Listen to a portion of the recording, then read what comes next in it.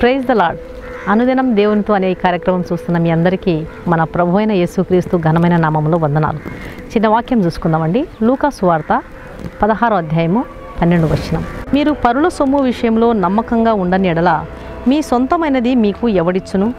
మన నమ్మకత్వాన్ని పరీక్షించే సంఘటనలు మన జీవితంలో ఎన్నెన్నో ఎదురవుతూ ఉంటాయండి. కొన్ని అకస్మాత్తుగా జరగవచ్చు అనుకోకుండా, ఇంకొన్ని మన యథార్థతను పరీక్షించడానికి ఎదురవుతూ ఉంటాయి. నమ్మకత్వం అనేది చాలా ముఖ్యమైన విషయం. డబ్బు విషయంలో నమ్మకంగా ఉండాలి, వస్తువుల విషయంలో నమ్మకంగా ఉండాలి. యవ్వన బిడ్డలను తల్లిదండ్రులు చదువుకోవడానికి పంపిస్తున్నప్పుడు వారి నమ్మకత్వాన్ని నిలబెట్టేటట్లు ఉండాలి. అలాగే ఉద్యోగం చేసేటువంటి వాళ్ళు తాము పని చేసేటువంటి ప్రాంతాల్లో కూడా నమ్మకత్వాన్ని కలిగి ఉండాలి. యజమానుని కలిగిన వాళ్ళు తాము పని చేసేటువంటి విషయంలో నమ్మకత్వాన్ని చూపించాలి. దేవుడు నన్ను చూస్తున్నాడు, దేవుడు నా మాటలు వింటున్నాడు, దేవుడు నన్ను గమనిస్తున్నాడు అనేటువంటి భయం ఎవరిలో అయితే ఉంటుందో అలాంటి వారు నమ్మకత్వాన్ని కలిగి ఉంటారు. కొరింథీయులకు రాసిన పత్రికలో 2వ కొరింథీయులలో ఉంది కదండి, ఈ దేహంతో జరిగించిన వాటి విషయం, అది మంచి క్రియలైనా సరే చెడ్డ క్రియలైనా సరే దేవుని న్యాయపు తీర్పు ఎదుట మనం ఒకానొక దినమందు సమాధానం చెప్పుకొనవలసి వారమై ఉన్నాము. ఈ భయం కలిగి ఉన్నవారు ఎప్పుడు కూడా నమ్మకత్వాన్ని కలిగి ఉంటారు.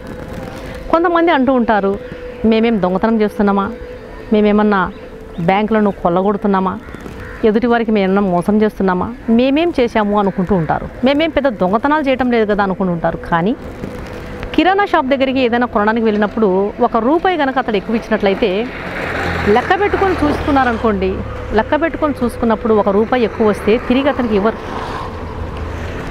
నాదేం తప్పు ఉంది, అతడు ఒళ్ళు భద్రం లేకుండా వ్యాపారం చేస్తున్నాడు, నాదేం తప్పు ఉంది అని చెప్పేసి తమ మనసాక్షిని ఇంకా కఠినపరుచుకుంటారే కానీ తిరిగి ఇది ఇద్దాం, వాపసు ఇచ్చేద్దాం అనేటువంటి మనసు వారికి ఉండదు.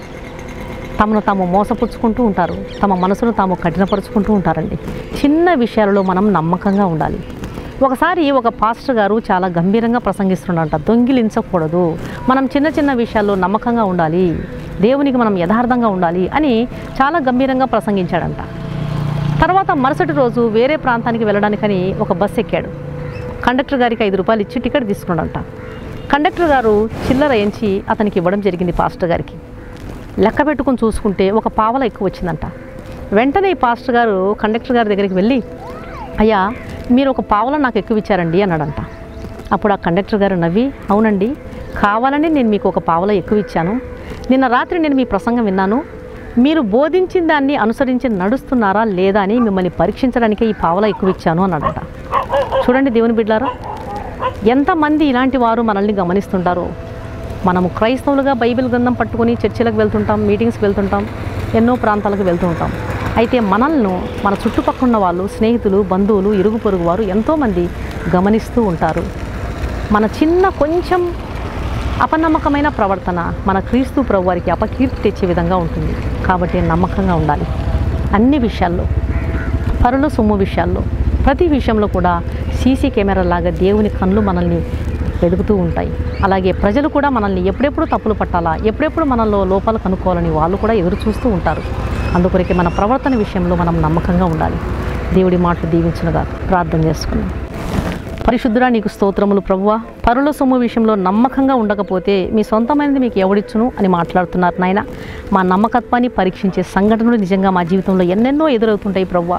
ఎంతోమంది మమ్మల్ని మా యథార్థతను పరీక్షించడానికి అవకాశాలు ఉన్నాయి. కాబట్టి జాగ్రత్తతో మేము నడవడానికి, మా ప్రవర్తనను సరిచూసుకోవడానికి, సరిచేసుకోవడానికి, సరిదిద్దుకోవడానికి మీరు కృప చూపించండి తండ్రి. నా ప్రియమైన తండ్రి, మా బాహ్య ప్రవర్తన ఎక్కడ మిమ్మల్ని మీకు అపకీర్తి తెచ్చే విధంగా ఉండకూడదు. ఏమి బోధిస్తున్నాం, ఏమి నడుస్తున్నాం, ఏమి చదువుతున్నాం, బైబిల్ గ్రంథమును చదివిన దాని ప్రకారంగా మేము జీవించడానికి సహాయం చేయండి. నడిచే బైబిల్ లాగా మమ్మల్ని ఉంచండి ప్రభువా.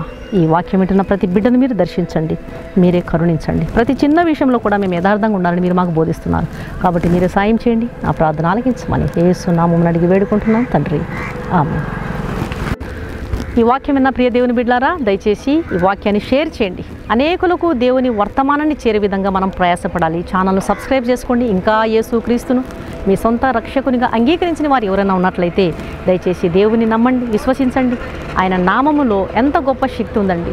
నీ పాప భారానంతా తొలగించే రక్షకుడు యేసు ప్రభువు. ఆయన కలువరి శిలువలో నీ కొరకు, నీ పాపముల కొరకు, నరకం నుండి నిన్ను తప్పించడం కొరకు కలువరి శిలువలో రక్తం గార్చినాడు. ఆయన రక్తంలో కడుగుబడితేనే పాప క్షమాపణ, నిత్య జీవము మనకు దొరుకుతుంది.